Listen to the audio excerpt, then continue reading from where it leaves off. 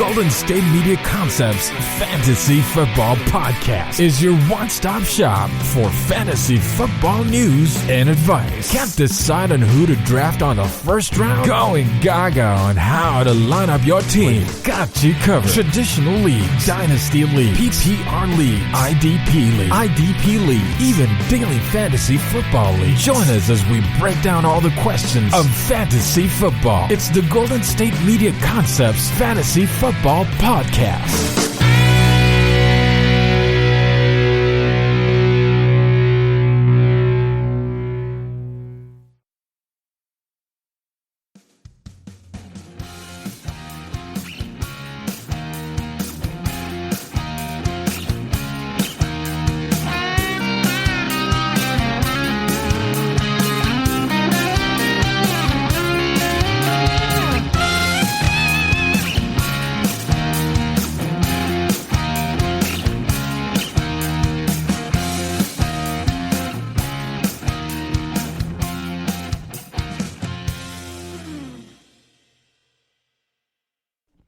Hello and welcome back to another edition of the GSMC Fantasy Football Podcast, brought to you by the GSMC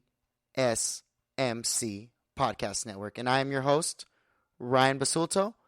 We got some good stuff on the docket today. We are going to talk about, or actually go over some NFL previews, talk about NFL news. I'm also going to give a top 10 list of the best kickers going into next year.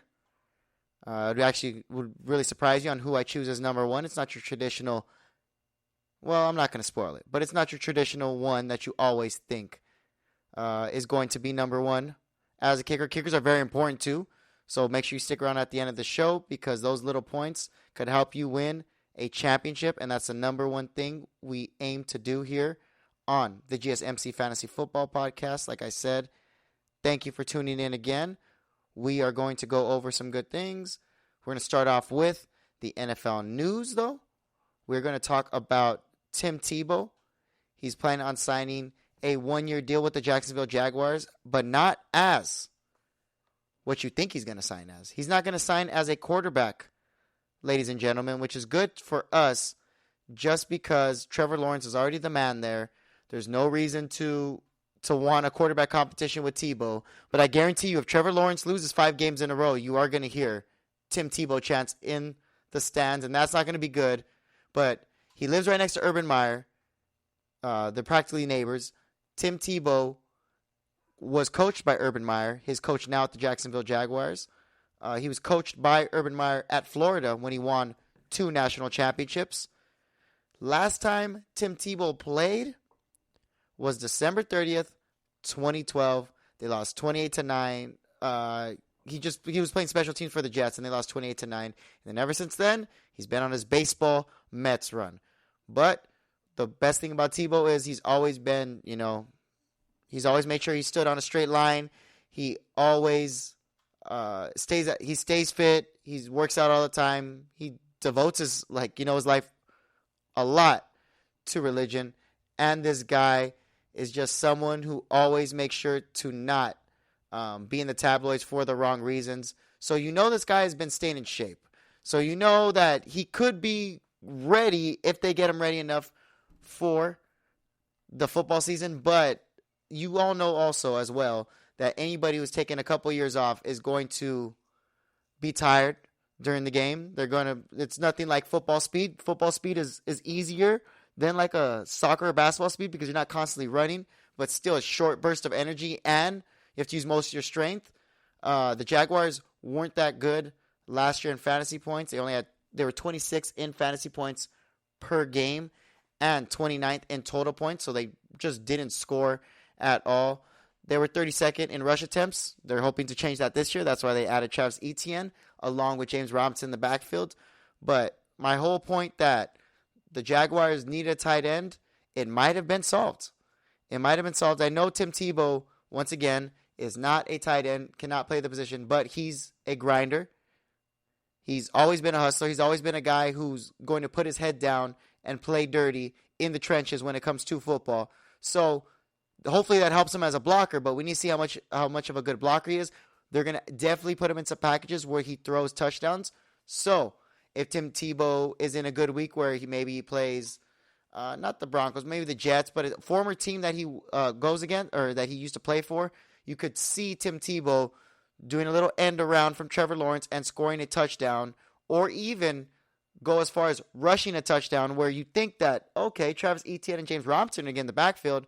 You have Tim Tebow do a motion, hands it off to Tim Tebow. Tim Tebow is athletic enough to run the ball. He did that all throughout his whole career in Florida, all throughout his whole career for the Broncos, so on and so forth. Tim Tebow could be a top 20 tight end next year. I wouldn't say it's too far-fetched just because Urban Meyer was his coach in college. So he understands him almost better than any other coach out there. Tim Tebow was barely hitting fame and stardom during Florida, so he was able to see how Tim Tebow handles fame, how he's able to handle being known as the best player in the nation at one point. That's why he won the Heisman. And I know in the NFL he wasn't as great, but still, Tim Tebow is not someone who's going to be lazy and just be like, okay, well, I should get this shot because my name is Tim Tebow and I'm a B-list, C-list celebrity, so people should, respect me a little more, and I played some baseball. No, it's because he's always grinding, he's always hustling. Urban Meyer knows that more than anyone. The Jacksonville Jaguars definitely need a red zone target because they were 31st in touchdowns last year, which is terrible, terrible, terrible. And along with that, they were 29th in red zone touchdowns. They need to change that. Hopefully, when you get a tight end, it's a position that helps you in the red zone. It helps you on short yardage situations. And the Jacksonville Jaguars really, really need that because they were also 26th in interceptions and 28th on third down percentage. They weren't stopping nobody. They weren't stopping nobody. They weren't moving the chains at all. And they were just making bad decisions. So those are two linked just with each other because short down yardage, you have to think on your feet. There's a lot of different moving parts. You got to get players in short routes. You also got to get the right reads and make sure that you don't they're going to blitz you also on the third down. So you got to make sure you're ready for that. Tim Tebow is going to help Trevor Lawrence overcome all that along with his great receiving core and his great running backs. It's just another weapon to that Jacksonville Jaguars offense that made them a bottom 5 fantasy offense, and now they're just looking to move more and more up to being maybe a top 15 fantasy offense. There's a lot of good teams out there. There is a lot of good teams out there, so you don't know if Trevor Lawrence is going to come and just start dominating. Moving on from the Jacksonville Jaguars, Kerryon Johnson was cut by the Detroit Lions last week, and now he got claimed by the Philadelphia Eagles. The Philadelphia Eagles definitely need everything they can get just because they were 28th in rushing touchdowns last year, which is horrendous.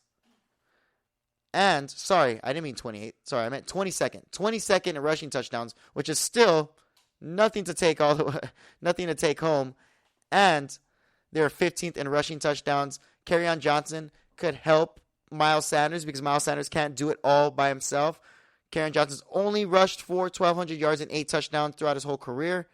And last year wasn't great because he was taking a backseat to DeAndre Swift. So they realized they found their guy, cut Kerryon Johnson. Kerryon Johnson's capable. His best year was probably his rookie year when he rushed for 641 yards, averaged 5 yards a carry and 3 touchdowns.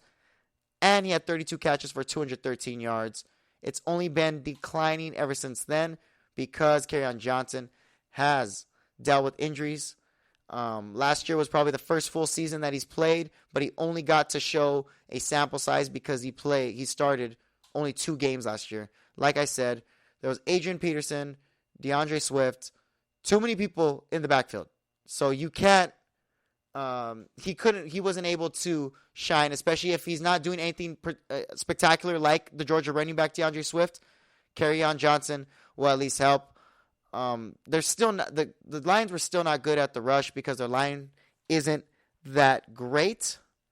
But the Eagles, they got a little bit of an improvement. They added Jordan Howard, who I wouldn't pick up in fantasy because this is too much of a backfield already. Kerryon Johnson, he might take that Darren Sproles role, as I said, 32 catches, 213 yards in his best year. Not every running back's Christian McCaffrey that's going to catch 800 yards, or Alvin Kamara, or even Dalvin Cook.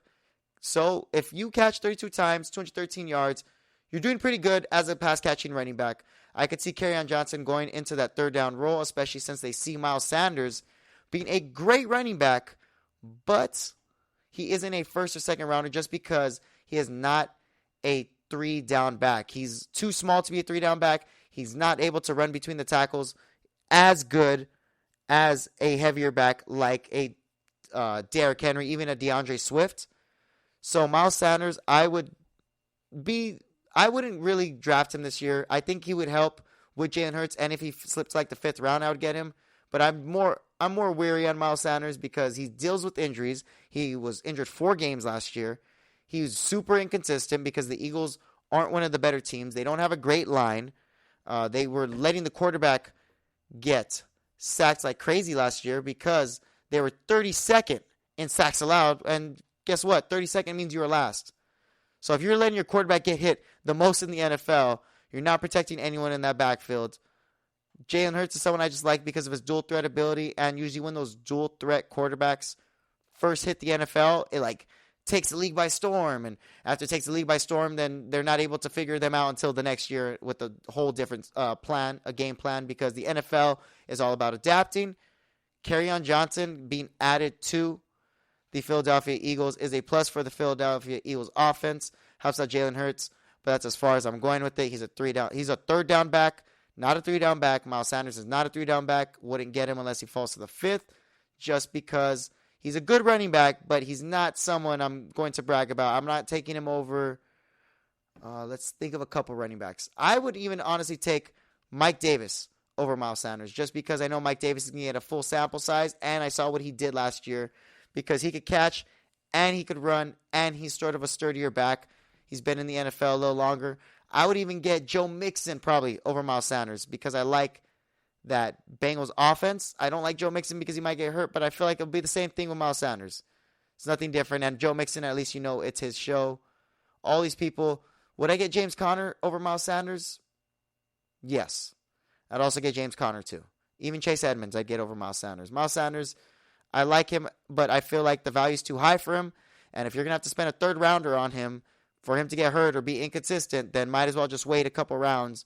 Or even go as high and get Najee Harris. I'd much rather get Najee Harris than Miles Sanders any day of the week, even if it means reaching up as a 2nd round pick for Najee Harris. Some wide receiver that is getting a lot of looks right now is Day Westbrook. We actually haven't talked about him that much. He's not there anymore with that Jaguars stacked receiving core. Now they have Tebow, I guess, to help at tight end, along with Tyler Eifert. They also have DJ Chark, Laviska Shenault. Laviska Shenault was a rookie last year, so I'm sure he took a lot of the eyes. And Marvin Jones was the slot receiver. Day Westbrook and Keelan Cole Keelan Cole going to the Jets to help out Zach Wilson and the Jets offense in fantasy. And Day Westbrook is looking either into the Vikings, the Bengals, the Chiefs. Start off with the Vikings. I think his fantasy value in the Vikings would be really good because you know that teams aren't going to be surprised by Justin Jefferson next year. They knew he was going to be good in the pre-draft analysis, pre-draft rankings. Comes in rookie year, 88 receptions, 1,400 yards, breaks Randy Moss's rookie receiving record, like with yards and stuff.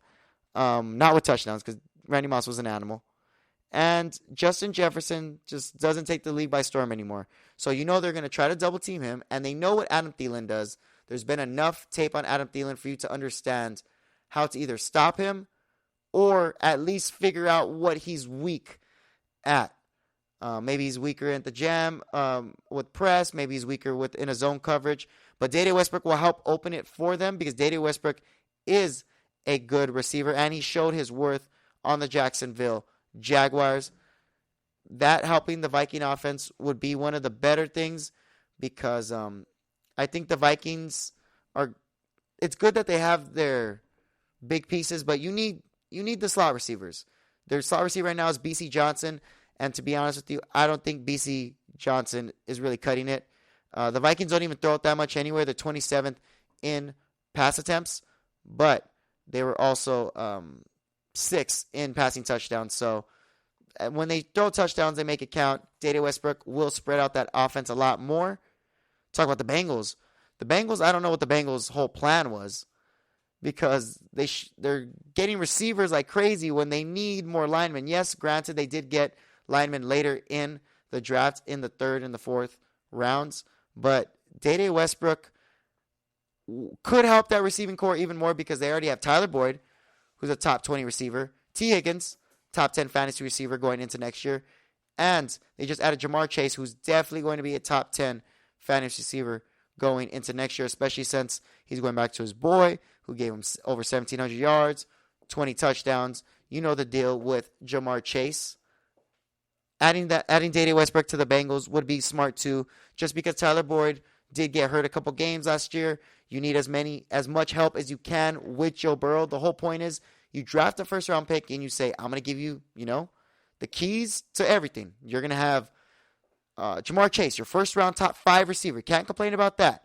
T. Higgins, who emerged to be a star on the Cincinnati Bengals last year. And on top of that, you have Tyler Boyd, who's one of the better slot receivers and outside. He can play outside. He can play all sides of the ball. They just got rid of A.J. Green, so they're looking for another weapon. Dede Westbrook would help, especially since they have no tight ends. I would not draft any Bengals tight end. Drew Sample, I don't care who they are. Unless they get someone crazy, I'm not drafting a Bengals tight end in fantasy football. And what if Dede Westbrook lands on the Kansas City Chiefs? That would be a good get for the Chiefs because a lot of times you see Patrick Mahomes making their names. Demarcus Robinson getting made by Patrick Mahomes.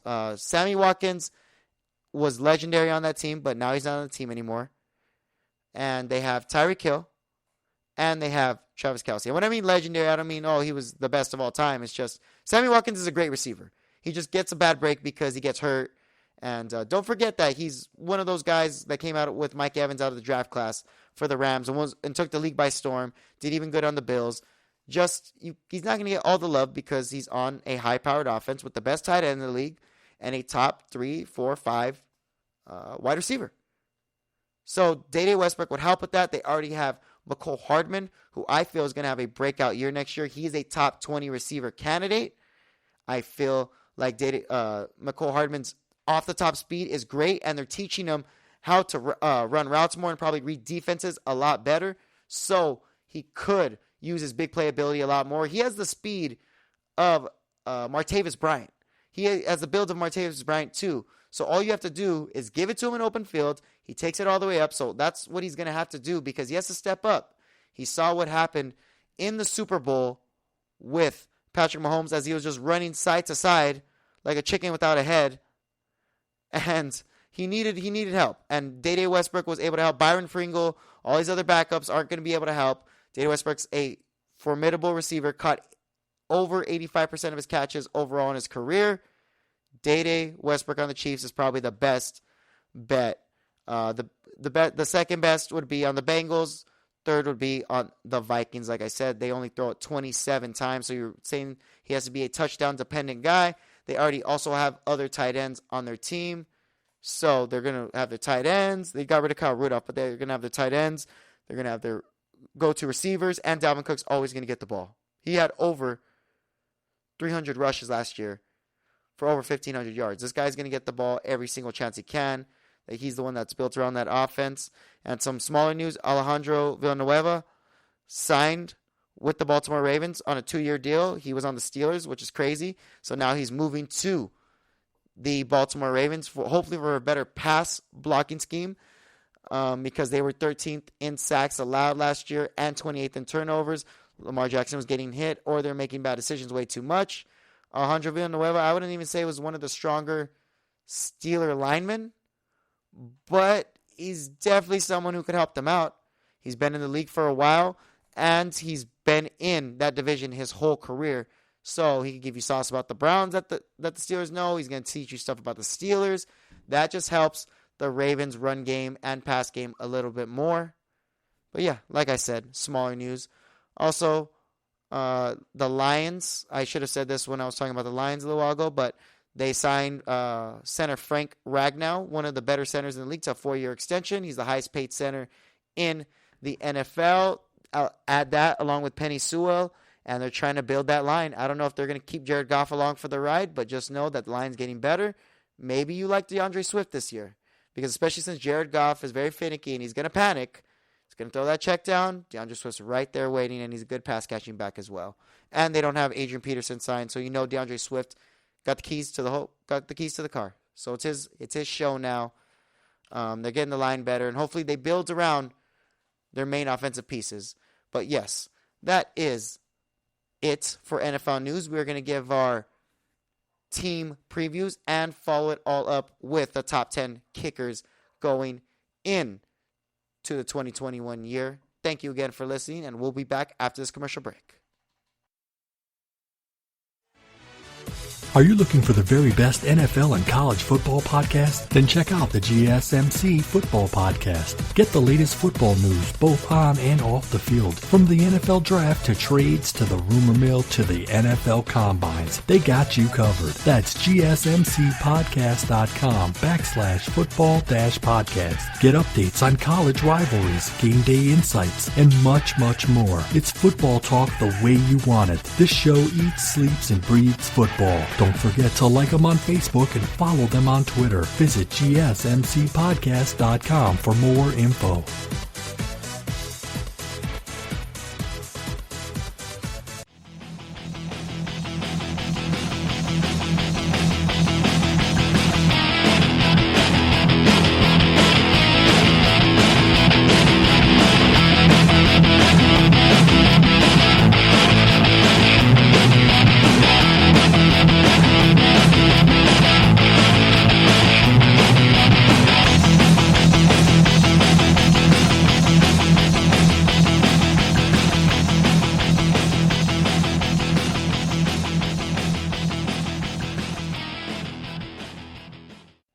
Thank you again for listening to the GSMC Fantasy Football Podcast, where we could turn anyone into a champion, especially in next year's fantasy draft, as we are on the quest for the championship. We're going to do some NFL team previews. I did a couple last week. I was doing it on the Jets. I did it on the Dolphins, Patriots, football team. Let's do a couple of more, and I will follow all that with the best kicker, or the top 10 kickers going into next year's fantasy football draft in 2021. Very exciting stuff. Kickers don't get enough love.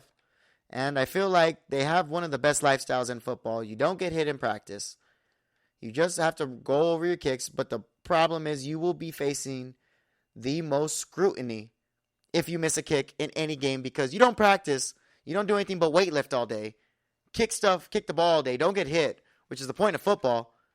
And then you do get hit during the game, live game action. Some kickers get rocked, or punters.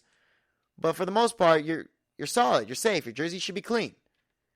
So now we have to worry about these kickers, because the kickers could just score. If they score 20 points in one game and you win your fantasy game by 2 points, you'd be hyped. You're going to be super hyped. No matter if you had DK Metcalf, Christian McCaffrey, Justin Jefferson, Travis Kelce all on the same team. And then along with that, you're losing to a guy who has Nick Chubb, Kyler Murray, and so on and so forth. You need your kicker to come in close. So top 10 kickers after this. Let's start my preview with the Buffalo Bills. The Buffalo Bills are in the AFC East. They were the number 1 seed in the AFC East last year, beating out the Dolphins and Patriots. And they also lost the Super Bowl 4 times in a row. No, I'm kidding. Poor Dolphins. Poor Bills. They're losers. But they're projected 10.5 wins next year. They're a heavy passing team. Usually these teams you see, they're 50-50, 55-55, or 55-45, something like that. They throw 60% of the time and run it only 40% of the time. Josh Allen was 3rd in the NFL in passing yards with 4,620. They were 20th in the NFL in rushing yards. That's their whole like the downfall of them. I know it's a passing league, so it's going to help. But if Josh Allen gets hurt because you're out there running it with him all the time, then you're not going to get far just in the long run. Zach Moss and Devin Singletary, I guess they see him as formidable running backs. Devin Singletary only averaged 9 points per game, which ranked 43rd out of running backs in fantasy. And Zach Moss wasn't much better, only averaged 7.8 points per game, which is 53rd in fantasy. They didn't score too many touchdowns between the both of them. Josh Allen, though, is what everybody is worried about going into next year. And Buffalo also scored the second most points in 2020. So that's all led by Josh Allen, by Sean McDermott, by one of the better NFL offenses. My opinion, top 2 fantasy offense going into next year. He definitely improved from 2019, because 2019 he was QB6, and then you heard all these rumors and reports of everyone, not even rumors and reports, but just analysts just completely burying Josh Allen and saying, oh, there's no way he'll be good next year. He won't happen. But yes, he actually did get better. He threw almost 70%, just 0.8% under 70%, which was an 11% increase from the year before. His quarterback rating went from 85.3, listen to this, 85.3 to 107.2. That is a huge leap. And you could, thank all that you want to Stephon Diggs, but now he has Stephon Diggs, Emmanuel Sanders, Cole Beasley, Gabriel Davis, who's emerging, Knox, who's a decent tight end, and his legs. That definitely puts him. That's definitely almost as legendary as the Travis Kelce, McCole Hardman, Tyreek Hill combination. But they have a better running game in Kansas City, and that's why I put them up a bit. But that's another thing. Allen's play calling went from a heavy run system, because that's what they were doing most of the time through Buffalo. They were trying to run it, especially when they had Frank Gore in the backfield. But now they went to that, to throwing 40 to 50 times a game. That's why Josh Allen threw for 4,500 yards and 37 touchdowns, while also rushing for 421 yards and 8 touchdowns. And you could pretty much expect the same type of production going to next year. He's probably going to still throw, because he has even a better receiving cast now that they added Emmanuel Sanders. Yes, they did lose a piece in John Brown, but John Brown was hurt most of last year. So best ability is availability. He's not there, and that's how the cookie crumbles, basically. John Brown not being on the team is a big hit, but Emmanuel Sanders is still one of the better receivers in the league, especially wide receiver 2. Emmanuel Sanders, I can imagine you getting him and Gabriel Davis and Cole Beasley all around the same time in like round 9, 10, 11. Get him later, because Emmanuel Sanders has there's too much love to spread around. And no matter what, Josh Allen is going to throw over 100 times to Stephon Diggs. He's going to get all of his play and love. It's going to happen again next year. He's going to do amazing and be a top 5 fantasy quarterback going into next year, just because he has Stephon Diggs, better receiving core, and they're going to simply throw it more than they ever have before, and that's what they're always going to do. And now Stephon Diggs, now that I'm speaking about him, he had 166 targets, which led the NFL, and his touchdown, percentage dependency on how much they throw touchdowns to him on the team, was top 5 in the NFL ranking of receivers. Stephon Diggs is one of the better options in fantasy football, because he's safe. He's a top 2 round pick. Especially if it's an 8-man league. No, you can't even do it. You can't even switch it. If you're not getting him in the first or second round, then don't get him at all. What I can tell you is, because I feel like there's a lot better options, but Stephon Diggs is a premier prime option. He gets force-fed a lot. Like I said, 166 targets, 114 catches, and that was all with Cole Beasley, John Brown, Josh Allen's rushing 8 touchdowns. All these things that could have gotten in Stephon Diggs' way did not. And guess what? He's going to go right back at it again. He's going to go against the Jets, who are looking to be a little better after they added, what's his name? Michael Carter. They added cornerback Michael Carter to their team, along with running back Michael Carter. Stephon Diggs is someone you're gonna have to take a risk on and hope that he helps you win your championship, because either he's gonna help you win, or you went too high on him, and you should have gotten someone else. But I don't think Emmanuel Sanders is going to dip into his stock at all. Like I said, Josh Allen throws a lot. He threw 37 touchdowns last year with over 4,500 yards. Josh Allen's going to keep the ball in his hands and always put them in prime position. His 69% throwing, which was it's his career high, he's getting better as the years progress, is also showing that their decision-making is good. They're going to score in the red zone. The Buffalo Bills are definitely a force to be reckoned with next year. They were 4th in total fantasy points last year, 2nd in total points, 2nd in yards, 3rd in passing yards, 3rd in passing touchdowns, 1st in red zone attempts. So that means they got in the red zone the most out of any team in the NFL last year. Expect a lot of the same because nothing really changed with their team besides John Brown for Emmanuel Sanders, as I said. 3rd in total touchdowns. They were 1st in first downs, 1st on third down percentage, and 1st in fourth down percentage. And if that doesn't show you great decision making and great play calling, which is mainly what it is, and that's why I said they switched it from a run-heavy offense to a pass-heavy offense. So now it's a 60-40 split. Now Josh Allen is getting to show you what type of quarterback he could be.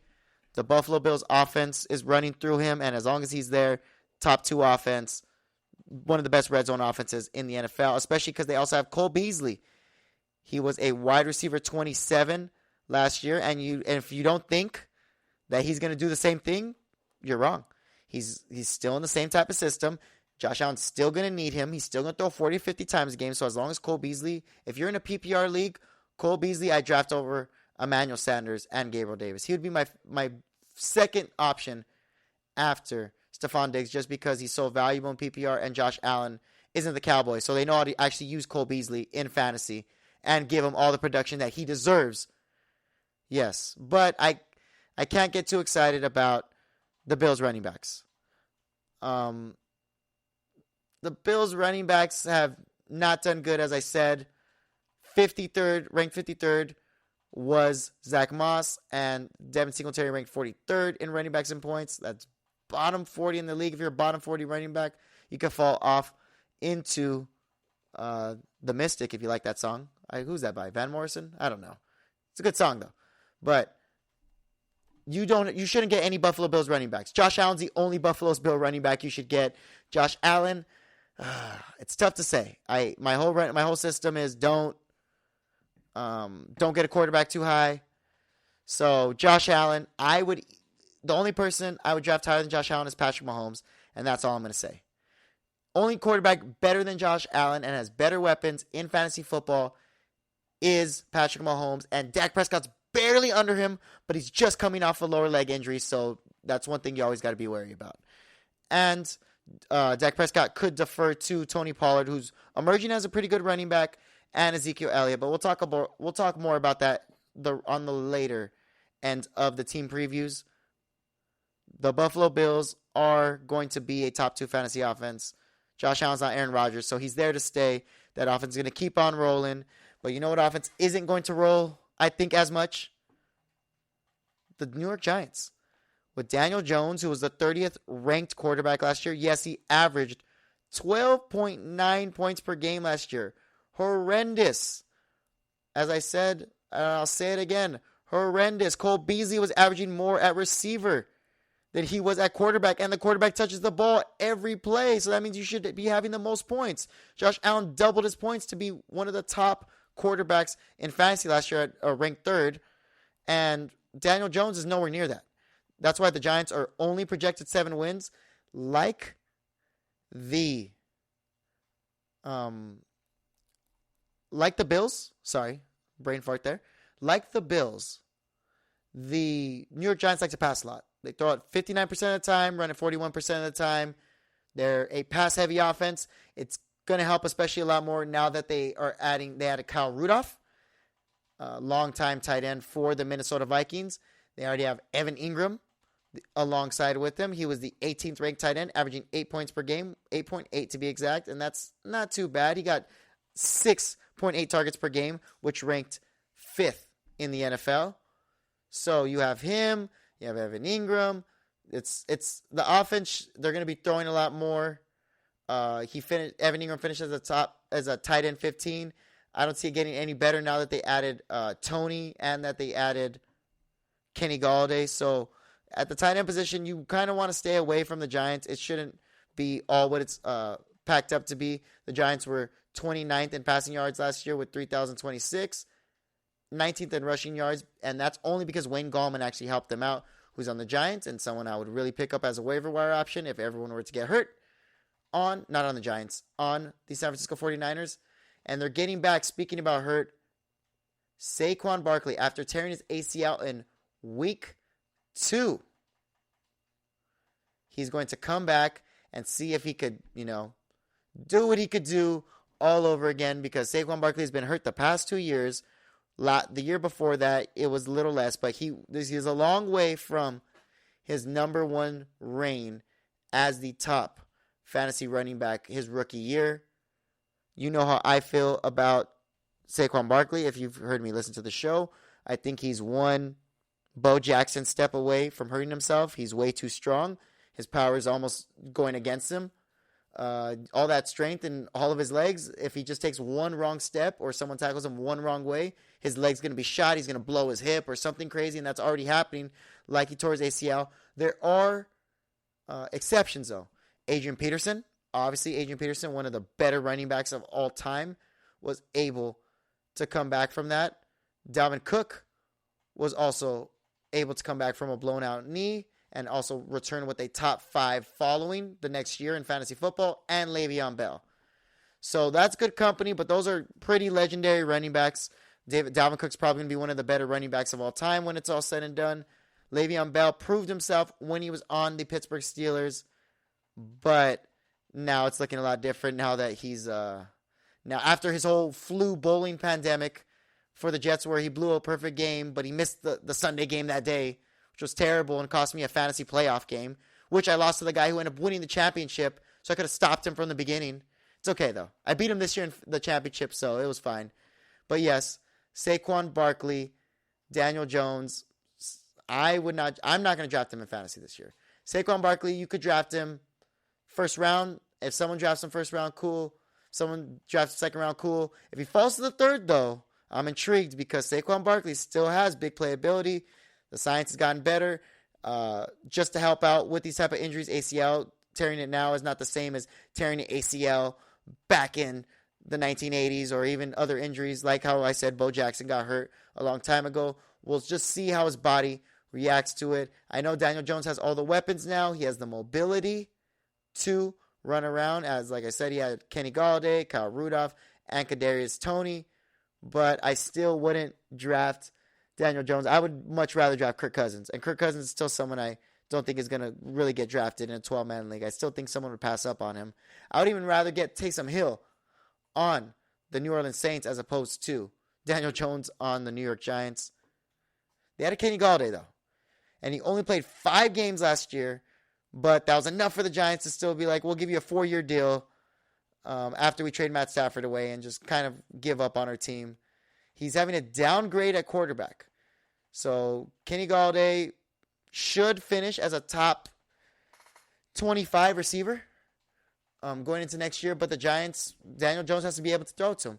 He doesn't have the same type of quarterback like he did in a Matt Stafford. Matt Stafford was 10th in passing yards last year, and that's more you can say about the New York Giants. Daniel Jones was 29th in passing yards last year, so and 26th in passing attempts, so they don't even throw it that much, so it's going to hurt his fantasy stock. I think they got all these weapons, so Daniel Jones can't complain whatsoever. Kenny Golladay in his first 3 years posted better numbers than Calvin Johnson, and we know what Calvin Johnson is. He's a Hall of Famer now. So, adding Kadarius Toney, Kenny Golladay, who only played 5 games last year, Kyle Rudolph, who's kind of washed, but he's older now, but now he's not in the Vikings. He's going to the second team ever on the New York Giants. They also have Saquon Barkley, who I think could get hurt. I'm just not getting anyone on this Giants offense.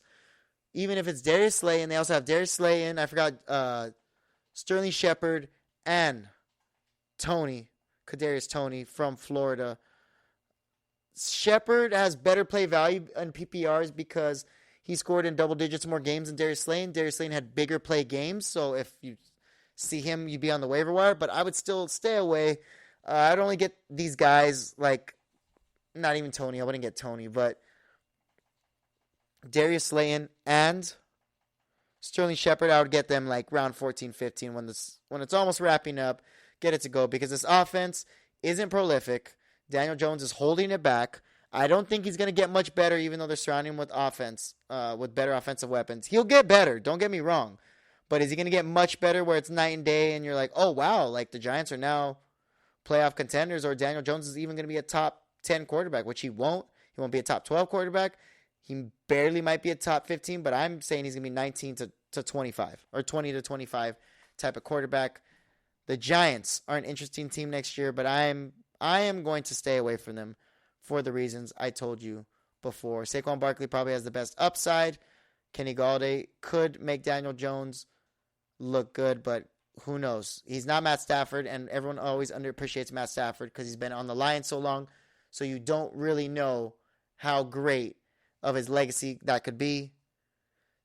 Once again, thank you for listening to the GSMC Fantasy Football Podcast, where we make our podcasters into champions, especially going into next year's fantasy football draft. I'm excited. We got a couple more NFL previews, and then NFL team previews to be exact, and then we're going to give a list of the top 10 kickers going into next year's draft towards the end of the show, all when we come back to the Fantasy Football Podcast.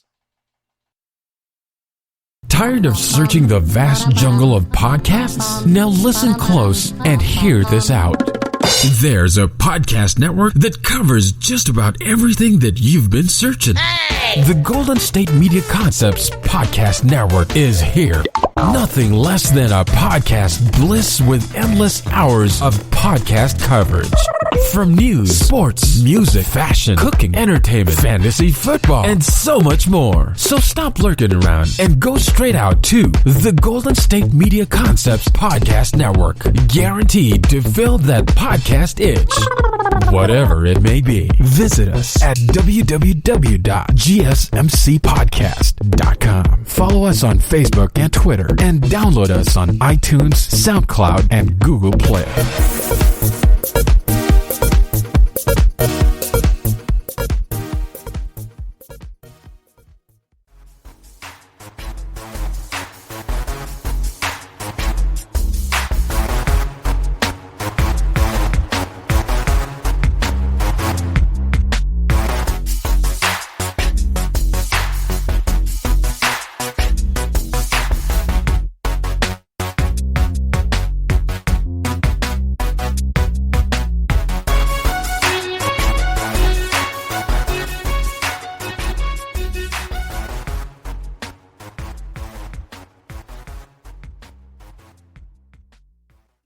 Welcome back to the GSMC Fantasy Football Podcast.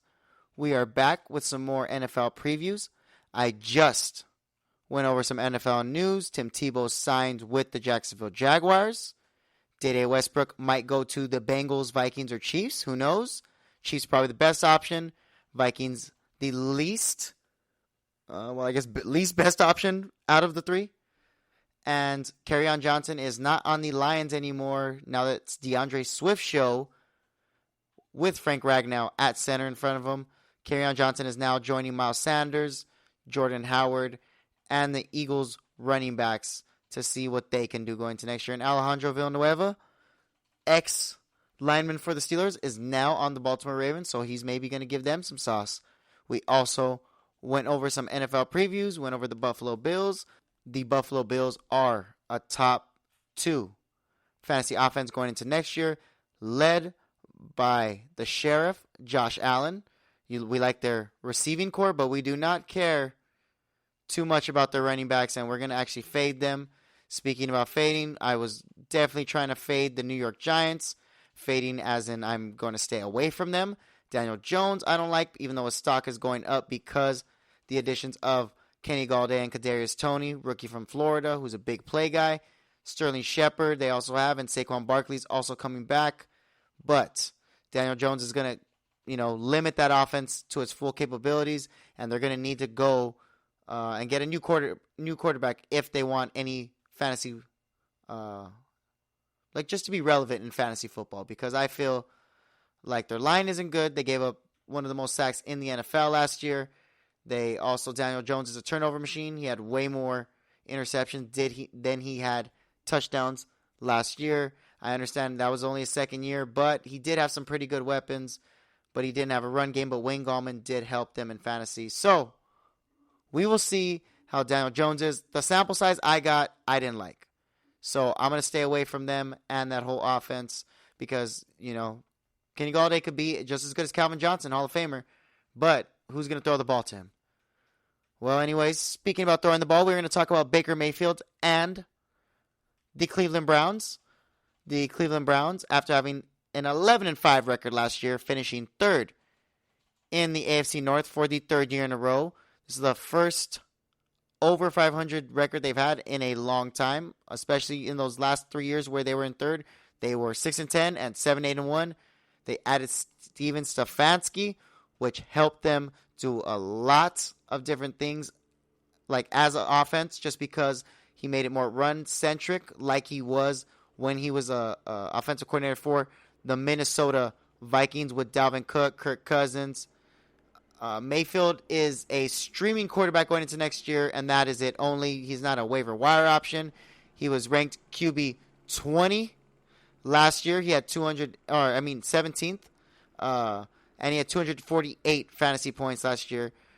Baker threw for over 3,700 yards and 27 touchdowns. And he also finished in overall points per game in fantasy football, 25 points per game. It's just difficult to trust him because he is a game manager. We feel like you could get him probably in the late 12th round, but I still feel like you get Kirk Cousins. There's probably going to be a rookie quarterback who's good. He's probably just as good as probably Justin Fields' value because Justin Fields is going to run, and he still has as good running backs. If anything, he has a better line. The Browns line is really, really good as well, but he is not a quarterback one. He's a quarterback 2, quarterback 3, mainly just a waiver wire option. It's all about his favorable matchups. Next year, they're projected to get 9 wins. I think that Baker Mayfield could see an uptick in production just because Odell Beckham's going to come back from injury, but Odell Beckham is another person that I wouldn't trust just because he got hurt. In weeks 1 through 6, he had Odell Beckham, speaking about him, he had 86.8 fantasy points, which ranked 19th among receivers. Another guy who messed up his ACL when he just posted 391 yards and 4 touchdowns on 27 touches. He's not the same Odell Beckham that he was on the New York Football Giants, but I feel like Odell Beckham could still have a 700-800 yard year if he's healthy. Probably not 700-800, 800-900 yard year if he's healthy, but due to the limited throwing of the Cleveland Browns offense and how they're just one of the heavier run offense because they're 3rd in rush yards, 4th in rushing attempts, and they were 5th in rushing touchdowns. They were 29th in pass completions and 28th in pass attempts. They're not going to throw it too often. Odell Beckham's consistency is, very bad. He failed to hit over 10 points in 3 out of the 6 games he played on the season. So that means he did not hit double-digit points, folks, for half of the games he played, which is not something you drafted. He's not top 5 round material. People are going to want to get him in the top 5, but he's a wide receiver 3, fringe flex. CeeDee Lamb is way better than him. I would even go as far to say as I'd rather get McCole Hardman than Odell Beckham because of where the value you're going to get him.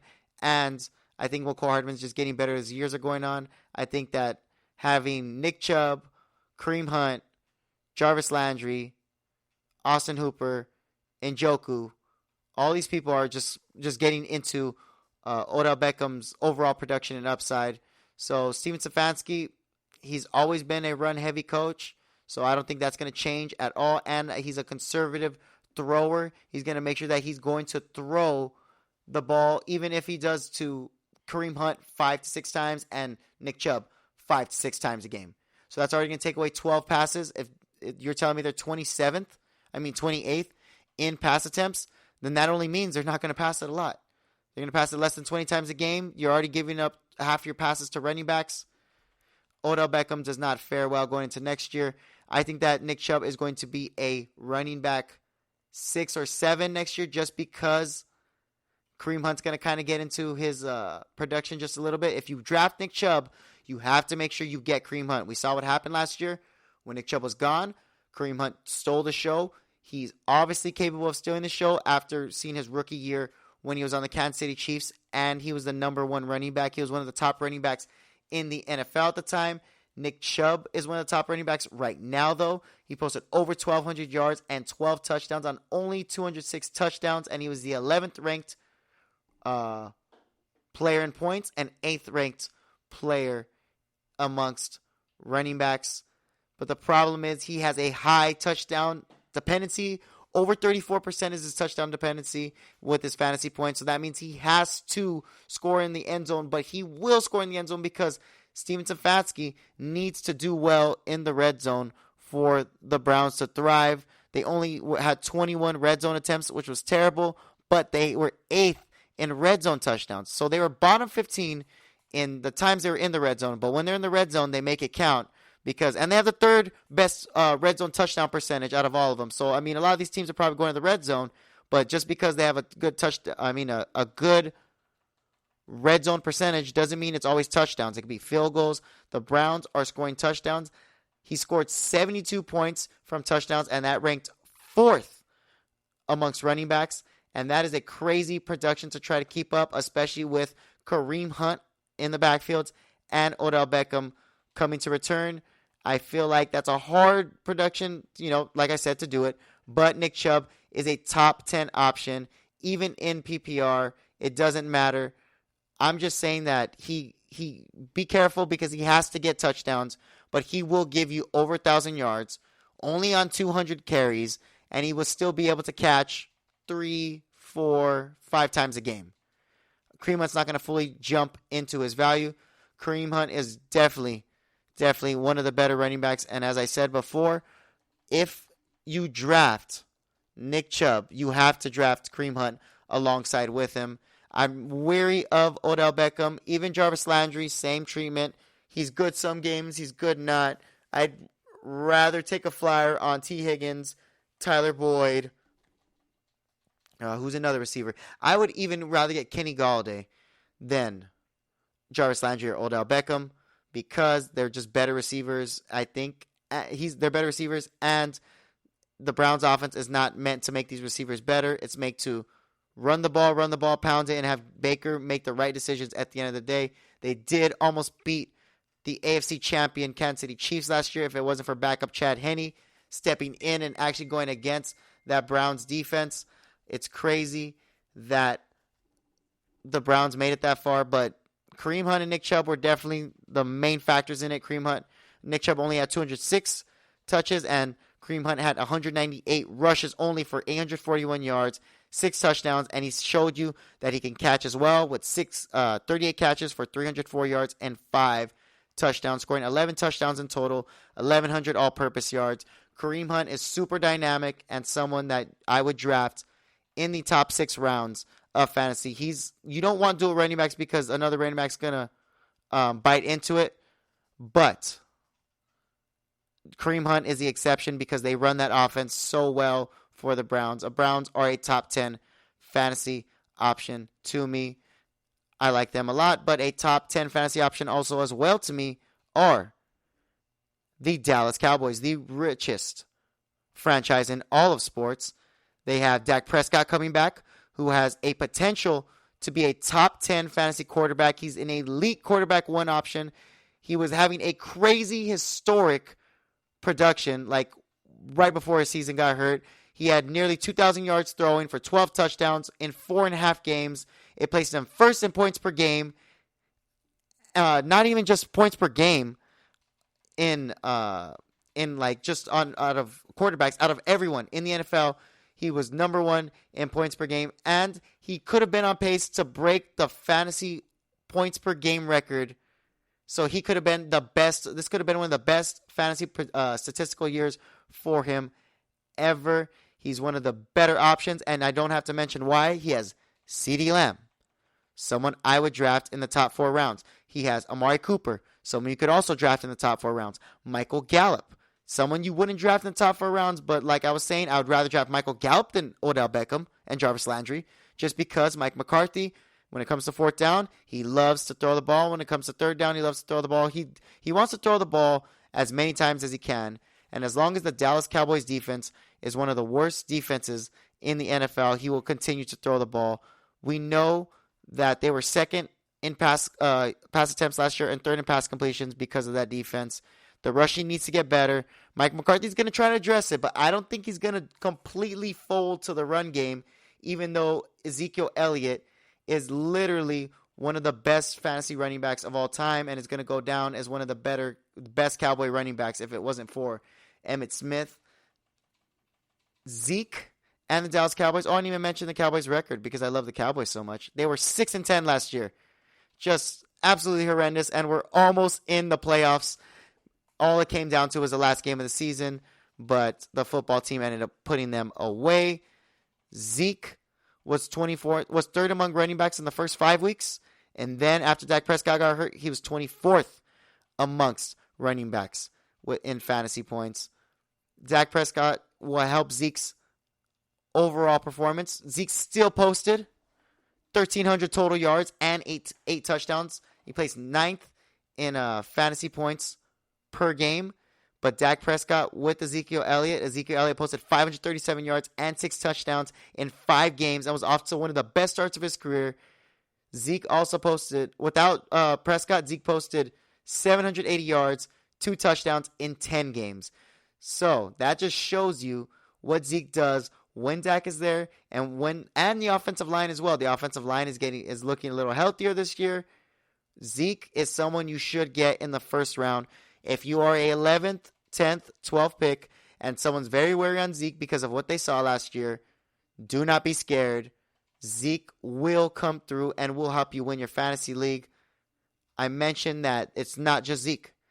Zeke's not the only one in that offense, and they're going to throw it to him a lot because Mike McCarthy likes to check down to running backs a lot in his offenses, but he's not the only one who's great on that offense and that should be picked in the first couple rounds. There's also Amari Cooper. Amari Cooper is amazing, finishing 15th in fantasy points amongst running backs. He was first in running backs, wide receivers. He was first among receivers in points from weeks 1 through 4 with Dak Prescott. Once again, shows you what Dak Prescott does when he comes back. And every time people say, oh, but Amari Cooper's washed, he had a down season. Yeah, if you call it a down season, he still had 1,114 yards and 5 touchdowns on 92 catches. So that's top 15 production. Had one of the best touchdown dependencies in the league, so that shows that he needs to get touchdowns. So if Dak Prescott's there, he's probably going to give you more touchdowns. When Dak Prescott was there, Amari Cooper posted 37 catches, 401 yards, and 1 touchdown, and was the top receiver in fantasy in both points and points per game. This is, once again, with Dak Prescott, Cooper has the value of being a high wide receiver 2, maybe even a wide receiver 1. He's one of the biggest steals if you could get him in the 4th round. Amari Cooper has great fantasy value, and I feel like a lot more people are going to want to get CeeDee Lamb this year because especially what they saw last year with CeeDee Lamb getting 111 targets. Even without Dak Prescott, he only started 13 games, got 111 targets. He had 74 catches out of that, almost 1,000 yards. He almost did it, but he had 935 yards, 5 touchdowns, averaging 8 yards per catch. No, 8 yards per target, sorry, but 12 yards per catch, which is great, by the way, and 10 rushes for 82 yards to show how dynamic he is. One of the better games he had was against the Falcons. He had 6 catches for 106 yards, averaging 11 yards per catch. CeeDee Lamb is going to be the perfect T. Higgins player, the perfect slot guy, the perfect guy who's just going to get you that first down, going to move the chains because they need to be able to move the chains because the Cowboys were not one of the better third down teams. They were ranked 19th in the NFL in third down conversions, and we know how they were in the turnover department. They were ranked 22nd. So, 20th. So, Dak Prescott is going to help this team get a lot better. They're definitely a top 10 fantasy offense. If Dak Prescott could play how he did to the caliber of last year, they are definitely a top 5 fantasy offense, having one of the best receiving cores. As I said, I didn't mention Michael Gallup, but Michael Gallup, Amari Cooper, CeeDee Lamb, and Zeke, who's probably going to finish top 5 in running backs next year, especially if Dak Prescott's there. Dak Prescott's someone you could get in the 7th, 8th round because everyone's focused on Russell Wilson, Patrick Mahomes, Josh Allen, even to an extent, Lamar Jackson. They're all going to be worried about these guys, and then here you come. Just say, oh, Dak Prescott, I'm going to take the flyer on him, get him in that 8th, 9th round, and guess what? He could finish a top 5 quarterback, and quarterbacks touch the ball every play. And if the Cowboys defense keeps giving up points, then Dak Prescott's going to have to keep scoring. And wait, what if he doesn't have enough points or enough scoring options? Well, he has Zeke in the backfield, and if Zeke gets hurt, they still have Tony Pollard. Then they have Amari Cooper, Michael Gallup, and CeeDee Lamb in the slot. They also have Dalton Schultz, one of the emerging tight ends for the Dallas Cowboys last year. He had 63 catches for 615 yards, which is more than capable, and 4 touchdowns, which ranked 15th among all receivers. Along with Blake Jarwin, who's coming back, the Cowboys are looking ready to go, and it's all because of Dak Prescott. Very high on Cowboys players, definitely more high on them than I am on the Browns besides Nick Chubb and Kareem Hunt. Kareem Hunt and Nick Chubb are people I would probably get over Amari Cooper and CeeDee Lamb. Those are the only guys I would get over Amari Cooper, CeeDee Lamb. Not Zeke. Zeke I'd get over all those guys. But yes, I gave you a preview of the Cowboys and the Browns right now. When we come back, I'm going to give you the top 10 kickers going into next year's fantasy drafts. Stick around after this commercial break. Are you looking to get your college football fix? Looking to get the latest news on your favorite school's team? The GSMC College Football Podcast is your ticket to all things college football. Join us as we talk college football from the national championship, the college rivalries, the bowl game, to the Heisman Trophy. To which conference is the best? We've got you covered for the Big Ten, SEC, Big 12, the Pac-12, ACC, and everything in between. Download the GSMC College Football Podcast on iTunes, Stitcher, SoundCloud, Google Play, or anywhere you find podcasts. Just type GSMC in the search bar.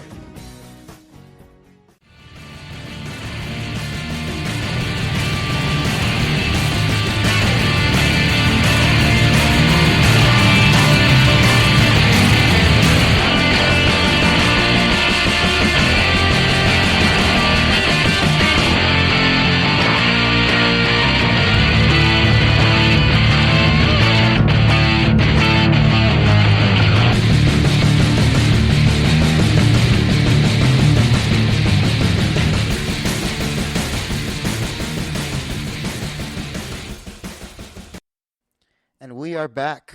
Thank you again for listening to the GSMC Fantasy Football Podcast, where we could turn anyone into a champion, especially in next year's draft. We are all excited. Remember, fantasy isn't just skill positions. It isn't just, quarterbacks throwing touchdowns, running them, everything in between. It's also about the kickers. We got to give them some love too. Kickers are very, very important. I have mentioned in the past on previous episodes just that. Kickers, I value them a lot because they could put up 15 to 20 points in a game and help you win that game. I won my fantasy championship and my kicker scored 16 points. If he didn't score 16 fantasy points and he would have just scored a normal game, like the average kicker in fantasy football, they probably average around 7 to 8 points. He got 16. If he just got 7 to 8, literally my whole season, everything that I've been talking about would have all been for naught. And this wouldn't have been the GSMC Fantasy Football Show, the show for champions. It would have been the guys for second place, first place losers. And that's not the show we're trying to, give you guys. We are trying to be champions over here.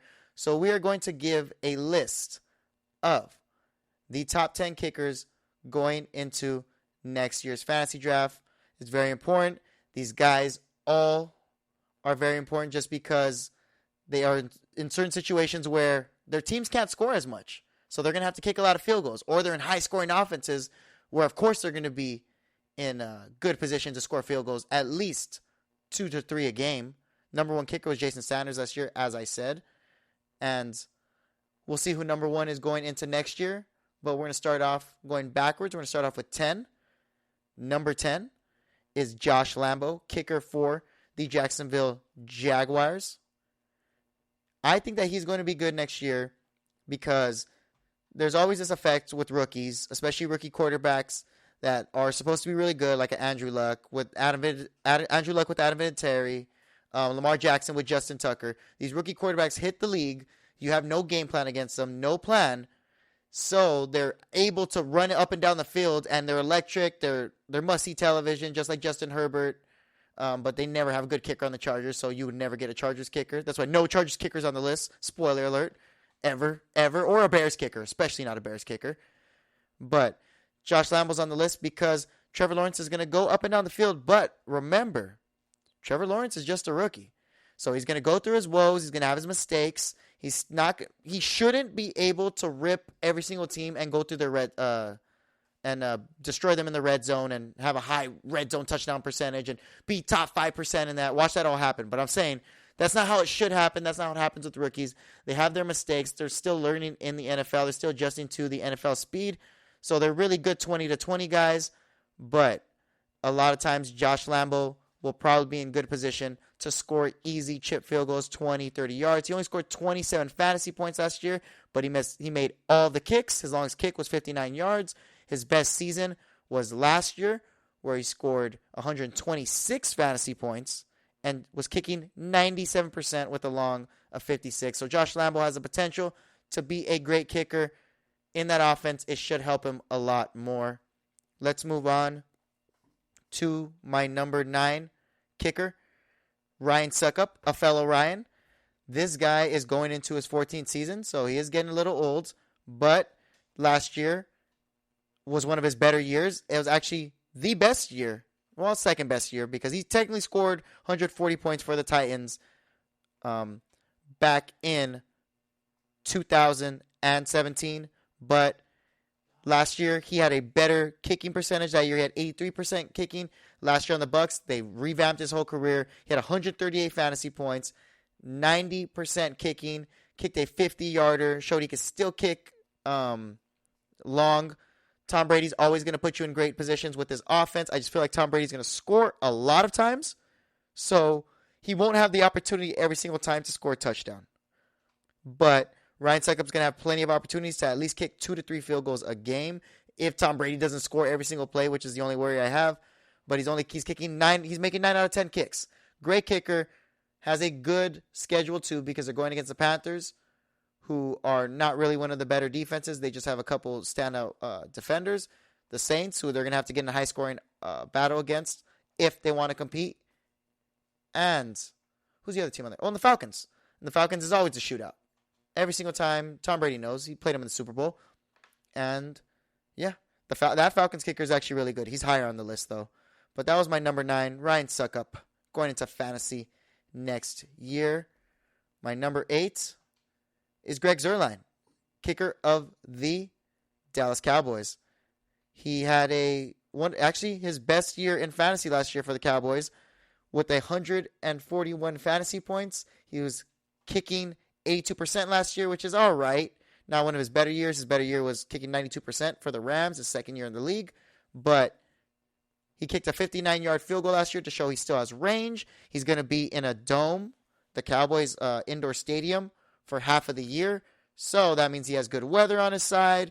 Then he still gets to play the football team and the Giants, teams who don't have, they'll have better, the football team has a better defense. So the Cowboys have a better offense now they have Dak Prescott back. So Dak Prescott's always going to put Greg Zuerlein in field goal position. It's just if he's going to make them, he's going to make 8 out of every 10 kicks. But Dak Prescott is leading one of the best offenses in the NFL, especially in fantasy too. Going into next year, Dak Prescott is one of the better quarterbacks in the NFL, and not just because I think he's a great quarterback. I just think that his offense is perfectly geared towards a crazy fantasy production, just because they have Mike McCarthy, who likes to throw the ball on 4th down, throw it on 3rd down, throw it on 2nd down, throw it all the time. He will always throw the ball. He has Zeke in the backfield. Zeke has never finished out of the top 12 in fantasy in all the years he's been in fantasy football. Talk about consistency. Talk about being probably the best running back in football. And then he has the great receivers. They're going to go up and down that field. Dak Prescott's on a revenge year with his new contract.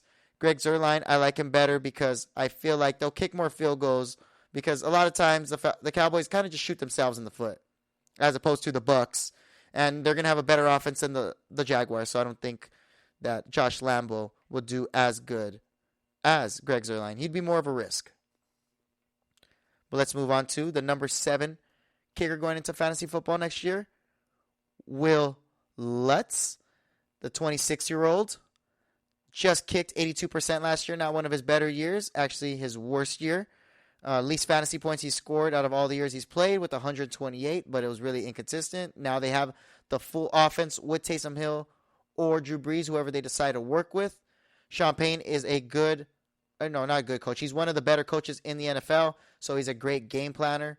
So he's going to be able to at least have a full season with his offense, not just, oh, hey, we have Drew Brees half the year, and, oh, now we have to adjust and go to Taysom Hill. He did good at adjusting, but now that we're going to have Taysom Hill or Jameis Winston, there's going to be a lot of points on the board, especially kicking points. Because if it's Taysom Hill and they get frustrated with just Jameis Winston, because Jameis Winston's either going to be a big swinger, hit or miss guy.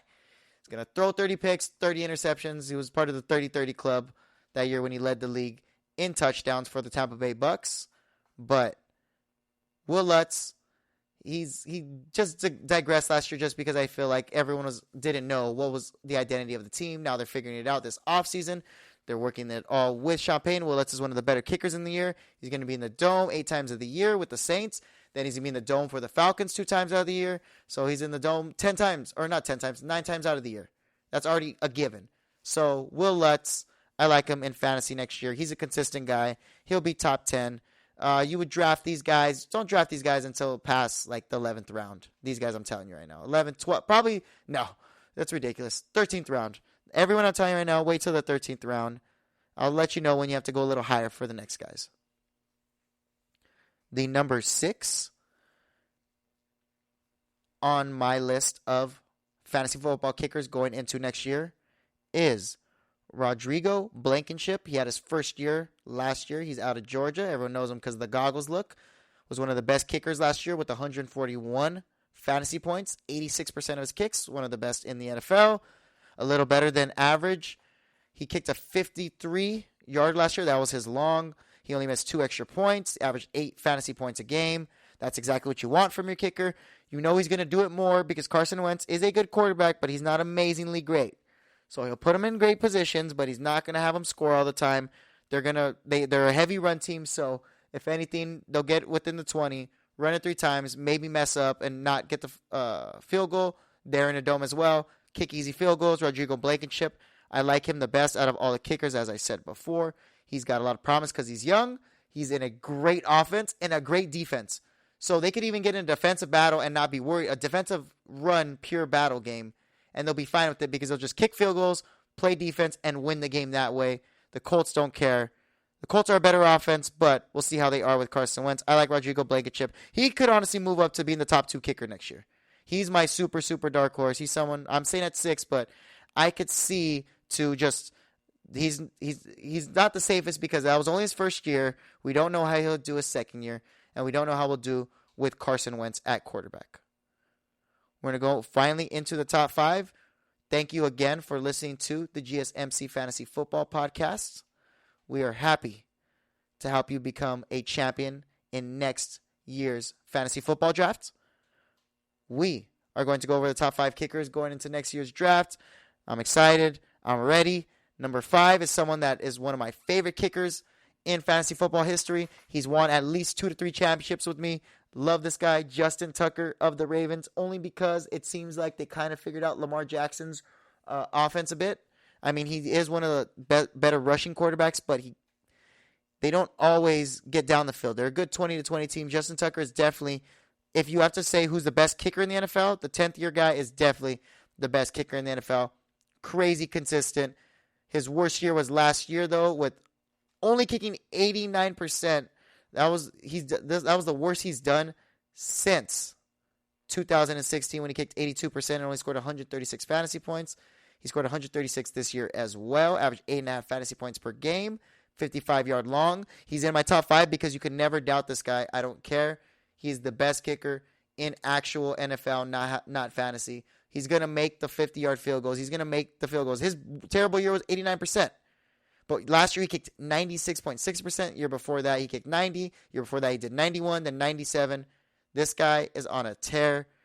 Justin Tucker kicking 90% overall in his career, averaging 9 fantasy points a game overall in his career. The consistency is crazy. Justin Tucker is definitely a kicker you want on your team. I would even draft him at the 11th pick.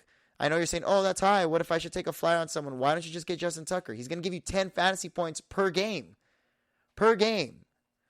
You don't have to worry about waiver wire picks. You could get a waiver wire pickup of another receiver, another crazy running back or tight end. Justin Tucker is one of the most automatic kickers.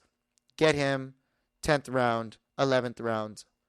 I like him going into next year. Moving on to number 4 on the list, Younghoe Koo, the kicker of the Atlanta Falcons. Took the league by storm last year after he had to revive his career and did terrible on the San Diego Superchargers when they were the San Diego Superchargers. Now the LA Chargers, not even the real team of LA, but that's another subject. Younghoe Koo averaged 10.7 fantasy points per game after averaging 10.8 last year for the Falcons. Kicked a little under 95%. 54-yard field goal was his long, and he scored 160 fantasy points. I'm sorry, Jason Saunders wasn't the number 1. It was Younghoe Koo. No, actually they tied, but Younghoe Koo tied for number 1 kicker in the league. He is amazing. That offense is only going to be better next year. The only reason why he's not higher on my list is they got Kyle Pitts. So I'm scared that they might score more touchdowns because Kyle Pitts is a big tight end guy, and the point of him, you're a red zone target, dude. Your point is, I'm going to throw it to you because you're huge, you're 6'6", you're a big body, you have good hands, you're supposed to be a receiver. You're going to be a super mismatch for a linebacker safety when they have to line up man on you or guard you on the slot because one safety has to go over the top on Julio. That's a given, no matter what. And then the other side, you have Calvin Ridley, who emerged as one of the top 5 fantasy receivers, especially going into next year as well. Only had 1 single-digit fantasy performance. Calvin Ridley is one of the best. Younghoe Koo is on an electric offense. They won't score that much because they don't have a good run game at all. Their best running back's Mike Davis. But I like him a lot going into next year. He has the highest potential as well to be the number 1 kicker next year. I'm not too sure, though. Because, like I said, Kyle Pitts is probably going to score more, so that might take away from the field goals. You want a team that gets close to the sun, but gets burnt, so they just and then they kind of fizzle out. You don't want them to score touchdowns all the time. Who would be a perfect team? Well, I can't even say the Chiefs because the Chiefs, you like Harrison Butker because they score the Chiefs score so much, it's always field goals and touchdowns. So Harrison Butker still scores and gets his points. And you want a guy who's on a high prolific offense and he could score 20 points in a game. That's what your point is. You want a kicker who could just go off one game and help you win a championship. That's all you need. So it just helps more if they're on an offense that gets close but not close enough. The third best kicker going into next year, Tyler Bass. Last year was his first year, and he's another guy who took the league by storm from Georgia Southern. Had 149 fantasy points, finished as one of the top fantasy kickers. Only kicked 82%, but showed his range by kicking a long of 58. Only missed 2 extra points. He was consistent. Averaged 9 fantasy points a game. You love it. He's on a high prolific offense. Josh Allen, I feel like if anything happens, they're going to get better or they're going to get a little bit worse. And it's not even like worse, but just a tiny bit worse where people are kind of figuring out how to game plan against Josh Allen and the Buffalo Bills offense, especially since they don't have a real run game besides Josh Allen. And if he gets hurt, they're done. Especially if they were to get hurt and they would have a backup. Oh, this team would be perfect with a kicker because they would get close because their team's good, and their game plan's good and their offensive line's good, but they wouldn't score many touchdowns because they wouldn't have a fully capable quarterback. But Josh Allen, I feel like, is still a great kicker. He puts him in the red zone a lot of times. He throws 40 to 50 times a game. They're going to kick a field goal before they decide to run the ball, it seems like. I like Tyler Bass because last year showed that he could kick the good field goals in the games, and 58 long field goals, that means he's getting 5 fantasy points a pop. So if he kicks 2 50-yard field goals, that's 10 points already. That's already it, and that's all he needs to do. Yes, he is he is scheduled against teams that their weather isn't always the best, like New England and the Jets, and even in Buffalo, it still gets windy and snowy. But Tyler Bass is going to be a top 5 kicker next year. There's just no doubt in my mind. That's just going to be set in stone. Tyler Bass, an automatic, another someone you should get in the 10th round. Don't get them higher than the 10th round as of the kickers I said now. Moving on to the number 2 kicker of fantasy next year, in my GSMC fantasy football opinion, and you have to take my opinion bigger or like larger than a grain of salt, because I won the champion. I won the championship. I want kickers. I always worry about kickers, and when I've gotten the best kicking performances is when I usually win my championships. I've lost championships and my kickers score like 9 fantasy points, and and even though I'll get blown out, I'll still blame the kicker. So kickers do matter. They could help you win a game, especially if they drop 20 fantasy points. My number 2 fantasy kicker going into next year, Harrison Butker of the Kansas City Chiefs. This guy's going into his 5th year. He hasn't scored under 131 fantasy points. Last year was his off year, but that's because the Chiefs were kind of off last year. This is Patrick Mahomes' revenge season. It doesn't matter how the revenge season happens. They're going to kick all the time and score all the time. It doesn't matter. The scoring's going to come no matter what. He is averaging 9.5 fantasy points over his whole career. His best year, he averaged 11.5, and his worst year, he's averaged 8.2, which was last year, like I said. Everything else is better from there. 9.6. He's at least kicking 90% on average throughout his whole career. Last year, he kicked 92%, so he's getting better. That's his best kicking percentage in all his career. He scored 150, 153 fantasy points, which would have ranked him number 2 in fantasy kickers not going into next year, last year. So it shows you. He's a great kicker. He's on a high prolific offense. Patrick Mahomes' revenge season. All that combines, it's over. Harrison Butker, someone you should get once again. 10th round is the earliest you get him. You still don't go higher than 10th round for Harrison Butker. But Patrick Mahomes' revenge season, they have all the weapons. They're going to score a lot. They're going to be in the red zone. And I know what you're thinking. You're like, oh, they're going to score touchdowns, though.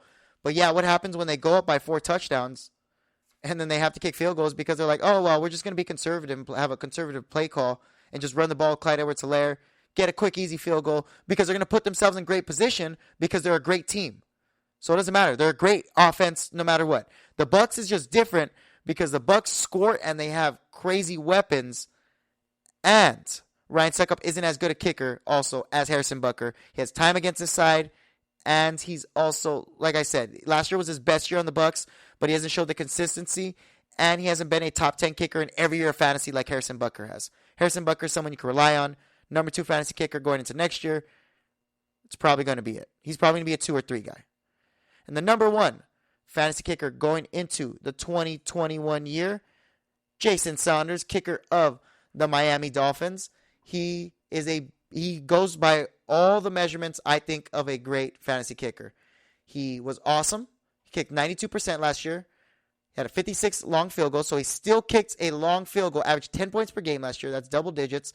This is barely going to be his 4th year, so that means every single year he scored 91 fantasy points his rookie year, then 110 his second year, then 160 this year, and that just showed from the 110 jump of fantasy points to 160 fantasy points, that showed the jump of the Miami Dolphins offense getting a lot better under Brian Flores. Like I said, 92% kicking. He's in Miami most of the games. The weather's usually just hot, regular, still, chill, nothing too out of the normal.